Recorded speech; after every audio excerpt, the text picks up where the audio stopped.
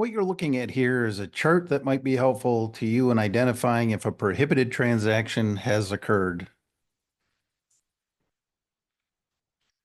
ERISA, by statute, provides several exemptions to the prohibited transaction rules, including the following: plan loans made to parties and interest who are participants or beneficiaries if the loans are set at a reasonable interest rate and does not discriminate in favor of highly compensated employees, and is made in accordance with the plan provisions.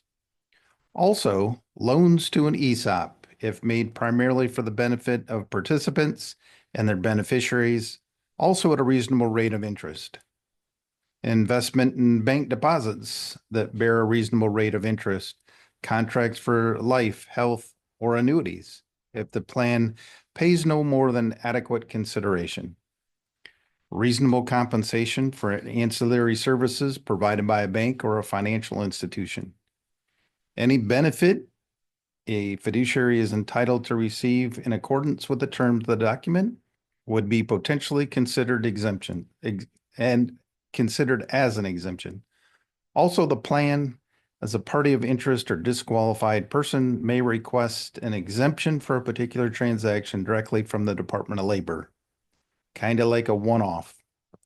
The DOL will look at your request and perhaps grant an exemption, assuming it determines that the exemption is administratively feasible and is in the interest of the plan as well as participants, and protects the rights of the plan participants and beneficiaries. A plan would file when a plan party of interest or a disqualified person is seeking relief from a specific potential prohibited transaction restriction. Any disqualified person who participates in a prohibited transaction must do two steps. First, file a 5330 with the IRS. Again, IRS Form 5330. And number two, pay an excise tax for each year or part of a year that is applicable, correcting a prohibited transaction. Fiduciaries may file an application to the Department of Labor under the Voluntary Fiduciary Compliance Program. Officials may avoid potential civil but not criminal actions under the Voluntary Compliance Program. If approved, and if a plan has engaged in a PT, the plan sponsor should certainly consider contacting an ERISA attorney for counsel for the appropriate action steps to take.